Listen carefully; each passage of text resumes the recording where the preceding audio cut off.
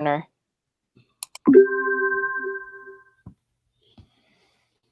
Cheskelchat. Steve Louis Quest. Steve Arca is my name. Oh, lemlemst. The gex chuchaum, cholicha nenem. Queen Tupia, Queen Shepla, Kumikeo, Shetl Kes, Yatem, Shetl, Yat, Luca, Come Camille, Shutluka, Inca Elsims, Yatlu, Kakul Kurlemis, Luchest, Nemka, Kumin Nemka, Kulten Chamau, and Lucas Bus, Them, Yatlu Ea, Ekwi, Yatlu Kestus, and Ulqui, Nem Keslu Kesbus, Nem Keslu Kekul Pakmi, Nem Keslu Kekul Que. Nem Kes Maliach ke Esia. Goed lemlem she uhoy. Hoek suawa she wala. Ke nuawstin as in kutanaxum. Tmasheklu.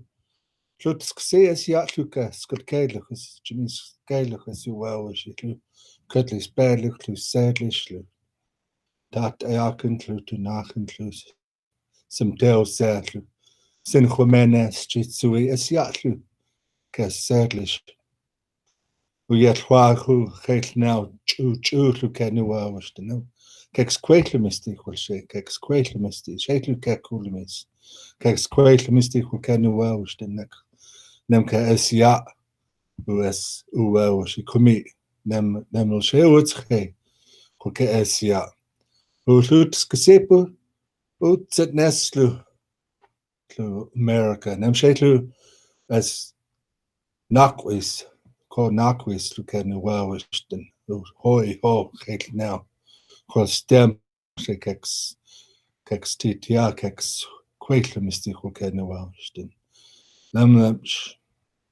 hello everybody, good day. My name's Steve Arca. Excuse me. We're I just said a prayer, and in my prayer I asked maybe just open our hearts and everything bad would leave us, leave our heart, and only the good would come in. Because we have good hearts, we have good thoughts, and if we have good thoughts, then we have good words to say, and those that would be our medicine for all our discussions and our talks.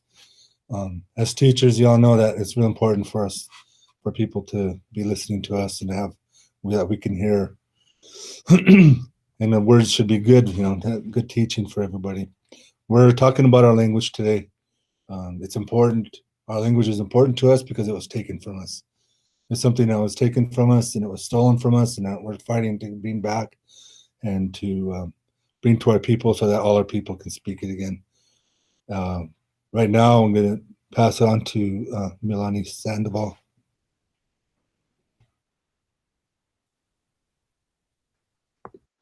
Lamnash. Milani Louis Quest. Chin me mayam. Well, scutis nantel kaimi. Yeah, well, ksa. Yo noon thlu Salish New Wawelston. Well, thlu ksip. Where's bench? Chin shooter mood. Yo noon thlu Salish New Wawelston in tube. Ko uquis. Well, Senor Nunton. Well, Salish New Wawelston. My name is Melanie Sandoval. I have been learning Salish since I was very small. It wasn't my first language, but I started learning when my mom brought me to a college class with her. I had heard it around my house when I was growing up, but I didn't know the language. So that's me. But I wanted to start off by recognizing so many of our elders who have helped us to where we are today. So many of them have taught, who have fought, who have created, who have done so much for us to be in this place at this time. So lem chwel kai chwel chmushin. And I just wanted to start a little bit on the history, a brief history of how our language. Oh, could you go back to that slide? Or, well, I guess I did it backwards, sorry. So just real quick, for those of you who are new to the reservation, Salish, Kalispeh, and Kootenai are different languages. So Salish and Kalispeh are dialects of the Salish language, but Kootenai is a different language altogether. So if you're not familiar with that, some people don't know that. So that's why I wanted to mention that. But for Salish and Kalispeh are two dialects of a Salish language, and we kind of spread far towards the west, towards the coast. So we have a lot of sister languages in Idaho, Washington, that area, even into Canada. And so for here on the Flathead Reservation, it started kind of in the 1970s with the Salish Kalispeh Culture Committee. They got a grant and they decided that language and culture were very important, especially to be recorded. So we are very, very grateful that at that time they recorded the elders that were alive. They recorded their stories. Not only did we get language from them, but we got cultural stories about our history, about our creation, about our medicines, about many things. And I think I don't see the slide anymore, Michael. It disappeared. So for me, I am very, very grateful that they recorded some original language, because if you're not familiar with Salish, or just actually any indigenous languages, is as we go on with our elders who have passed away, they take so much with them. They take their stories, the history, and if it's not passed on to our young people, we lose so much. We lose. I mean, it's hard to even express how much we've lost. So with their work, kind of fast forward, we really have decided that language needs to be taught. So we, as people, I guess, have come together and taught it in our schools. We have created a language school in Gosum, in Arlee, and we started that in 2002. Started with 3 students, and we just kept on growing from there. And it was very important for us to have our elders and our children in the same place to learn as much as they could. And then as we went on, we realized that adults such as myself, we needed language. We needed more language. So we decided to, or actually we got a grant to do a adult language program. It started at Nkosa. And we're lucky that our sister tribes have also been in the same situation, creating curriculum, creating materials that we were able to borrow and adapt to our dialect. And we started to teach our adults, especially we wanted our adults to be teachers, but that doesn't always necessarily mean in a public school or even in a classroom. It could be to your family or to your friends. It just, everybody who learns is encouraged to be a teacher. And that in Kusum is still going on, and our adult language program is still going on. And then is the next slide about the curriculum. So really quickly, I want to talk about our language curriculum. It's the language curriculum that we started using at Incusum with our adults, and we are still currently using. It consists of 3 levels, and there's 6 books, and so we have it's very intense curriculum, and we can talk more about it. And I think that if you have questions about it, you can always ask us some more questions about this. But it's a very intense program that apprentices for the tribe go through, but also we teach to our adult language educators who want to become teachers, especially.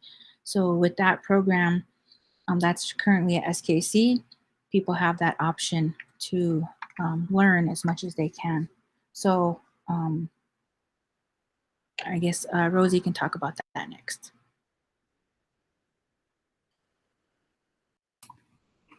So Pestia, Rosie Matt Louis Quest. Hello everyone, my name is Rosie Matt. I am the Salish Language Educator Development Program Coordinator at Salish Kootenai College. And I'm just going to share with you how this program was created and kind of the history. So several years ago, I was working at Incusum Salish Language School, and we were going to write an ANA grant for the school. And so we started having meetings, myself, Echo Brown, Elizabeth DeRoche, about, what are the needs of our school at Incusum, and what can we do to try to create staff that can support language immersion. At that time, we had certified teachers that could teach but didn't have language. And then we had a small group of language apprentices that had gone through the curriculum, and we were ready to put them in a classroom, and they were fearful of that and said, no, I don't want to be in a classroom. I need to know how to create curriculum and assessment and classroom management. And so we took their suggestions, and we started meeting with representatives from Salish Kootenai College. We talked with Cindy Odell, who was the current education department head, and Michael Munson, education faculty member, and thought, well, maybe we can incorporate some workshops into this grant and give these teachers some extra training. And then from that, we thought, well, the amount of knowledge that they were gaining, they really should come out of it with something. And so we talked about offering a certificate of completion, but we all know that a certificate isn't really looked at as highly as a degree. And so then from there, talked about, well, maybe we should just offer an associate's degree.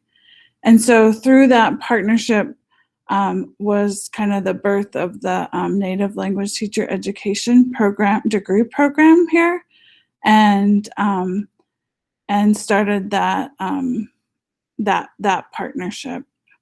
The other great thing is that right as we were awarded that grant here at Salish Kootenai College, the tribe also agreed to start their apprentice program at the Culture Committee. And so those two things just happened to align right at the same time, and kind of a blessing for everybody involved as far as trying to make sure that this Salish Language Educator Development Program was successful. And so if we look at the curriculum of the Native Language Teacher Education Program, if we want to go to the next slide, Michael. So here you'll see the current layout of the Native Language Teacher Education Program, and really the first year is designed in partnership with the Culture Committee to give teachers an intensive Salish language experience, something that we haven't been able to really offer before.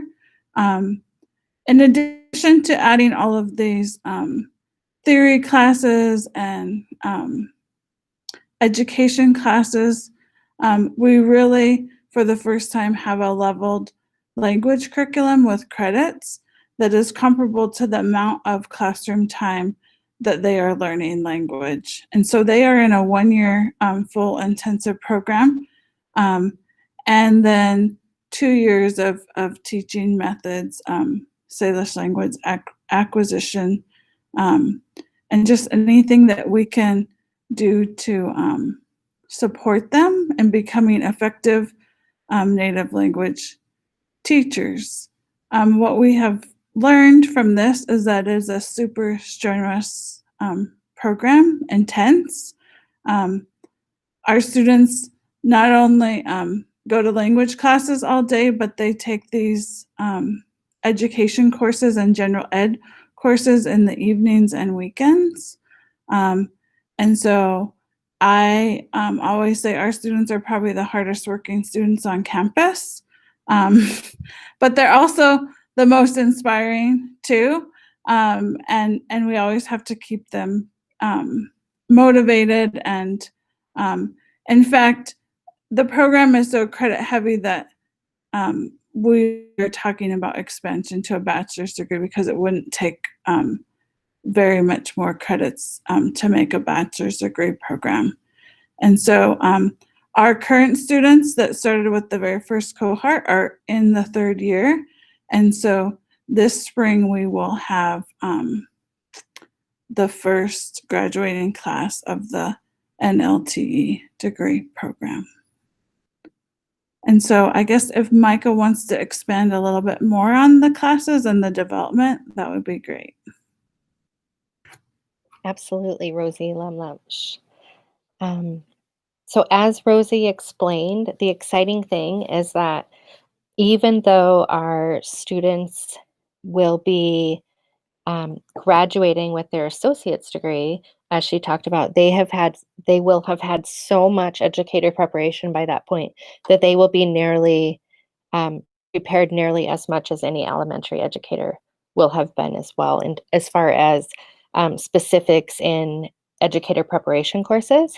And so if we take a look at some of the courses that are offered within the program, they not only get specifics related to all of the core content areas. So they're looking at math for elementary teachers on the right-hand side, literacy and language in the classroom, technology in the classroom, human growth and development, 2 integrated perspectives in science for educators classes, the foundations of education course, and basically all of the other courses that you would need in education, which you'll see on the left-hand side of this slide.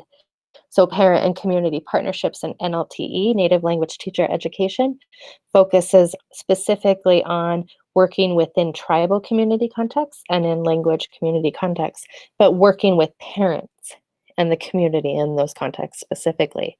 You can see that there are Salish language immersion labs, Salish Kalispel immersion labs that help students round out and continue learning the language while they're in their educator preparation courses.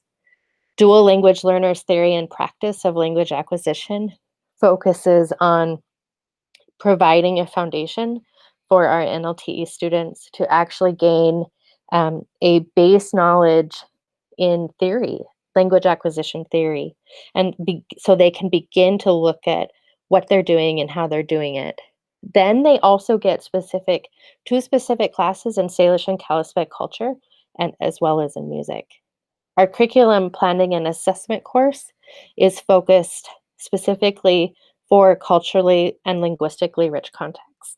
So not only are our students learning the necessities in curriculum planning and assessment, but they're also able to tailor it for contexts that meet the needs of our students, right? So with an aim to improve not only Salish language education within the school districts and potential community schools, up and coming community schools, but also to provide a foundation for our students to teach a regular content, maybe in an elementary classroom, using Salish as a medium of instruction.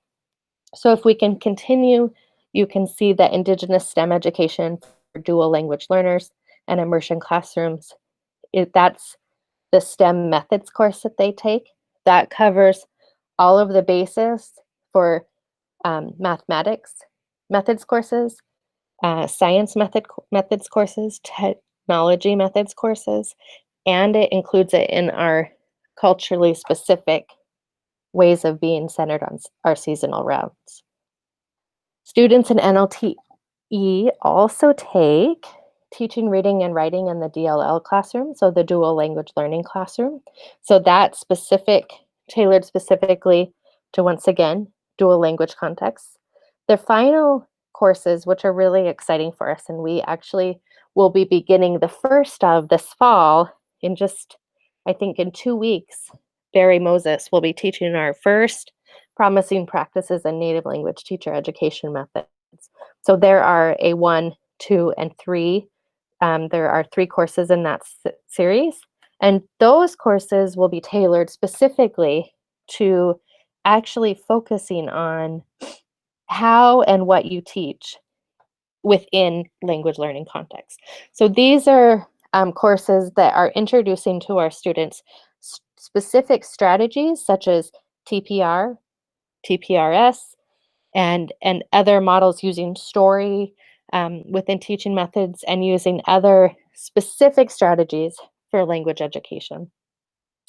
The final 2 courses, and it looks like the professional issues and ethics in native language teacher education settings is one of the final courses as well. And that is taken in connection, the last quarter of the series in the springtime with practicum for native language teacher education. So while students are doing their practicum or their student teaching, more or less, they are also taking professional issues and ethics in native language teacher education settings. Because we all know that working in and with community and with public schools, as an educator, we know being an educator provides all sorts of situations we will need to be aware of and prepared for. One of the other benefits for our students for this program is that instead of taking psychology or intro to sociology or anthropology, which are all very great, they're all very good courses, their sociology, social sciences requirements are met through taking the history of the Flathead Reservation 1 and 2, so through 1910, which are the 2 courses, history courses, social science history courses offered at SKC currently. I'm just thinking, would anybody like to add on to any of those courses or think through any of that? If not, that's okay. I just wanted to offer that.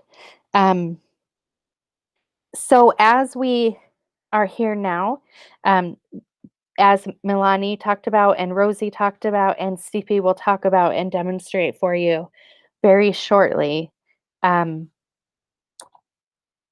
beauty of this program, of this wonderful partnership, is truly that it is a partnership. So the partnership between the Salish Kalispel Culture Committee, where the current, as Rosie and Milani touched on, the current Salish language apprentices are able to learn in focused education, language education for 6 to 8 hours each day. That is an instrumental portion of this course. And so we have that partnership. We have the partnership with Inkusum, and we have the partnership between SKC, which all results in the Native Language Teacher Education Program and the current Salish Language Educator Specialization. Stipe, would you like to talk about your own experience? Or will you talk about your own experience and how everything comes together for us? Yeah, so the SLED program that they put together here, these past few years, I've been fortunate to be a part of also, as I'm a teacher of the adult language program at the culture community alongside Melanie Sandoval and Cheney Bell, and he's my boss, and then Melanie's also my boss. She's been studying the language pretty much most of her life, and she brings a set of expertise for us new learners that is exactly what we need right now. But through this program, through the NLTE, I haven't been to school since my younger years, and taking these courses here, I've really begun to, why I'm doing it is so I could become a better language teacher, first of all. And in my setting, as a teacher of the language, you have to create a safe space for everybody. And when somebody loses, doesn't have the language in their own homes, in their own environment, from their own people, there's a lot of emotional connection there that sometimes acts as a wall to learning. It's all stuff that needs to be broken through and connected and reconnected with.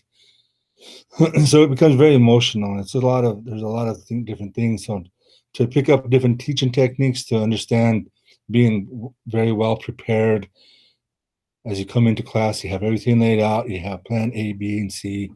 You understand all these different things. This is what we're learning. I'm also learning, school stuff. Again, I didn't learn it the first time. I don't even know if I'm learning it this time, but I'm giving it a go so that I could present our language to our people who have a desire to learn the language again. A lot of people wonder what's the benefit of learning your language. For me, when I spoke in my prayer in the opening, it's because it was taken from me. And so, of course, it's something I want back. I want to have that. That was something I never had the opportunity to learn in my own home through my family. Although I've heard it spoken, I was fairly fortunate in that, but I never picked it up. So now, as I'm learning as an adult, as a new learner, I'm learning my own language as a second language. And I was approached by a missionary. Probably many of you know him, Sika Ulatua. And he came up to me and he said, "Steve, what's going to happen when I'm not preaching in any way here or talking against it? But that's who he is, and that's what he believes is when Jesus comes back, he comes to a Salish, his Kalispel people, and he says, 'Hey, what happened to the language I gave you? What happened to the songs I gave you? I come back. You're speaking someone else's language and you're singing someone else's songs. Or not what I give you good enough.' And at the time he told me that, I didn't know my language. I didn't have that. So I had a lot of resentment. I had a lot of shame and guilt and all those kind of things, just like a heavy blanket was covered over me. But now fast forward and I can speak my language. I'm singing songs. You don't want to hear me sing, but I can sing these songs. I'm learning them. I'm learning the place for all these different things, along with learning your language is your whole culture and everything. So it's kind of helped me to pick my head back up in a place where in my life I'd never really thought I could regain. I never thought I could have. It's just a dream that I would be able to have.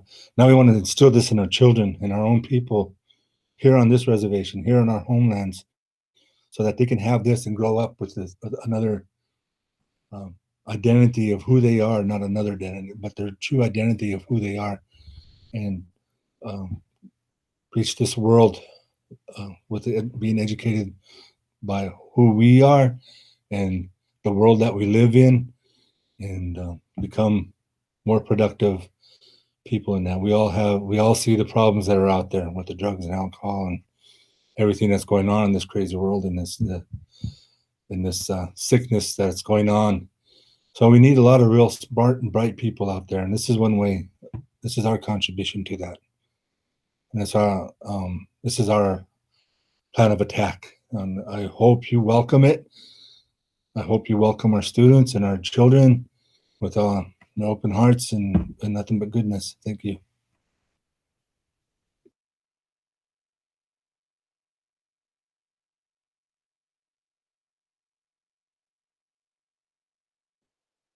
Lemlemch Pesia.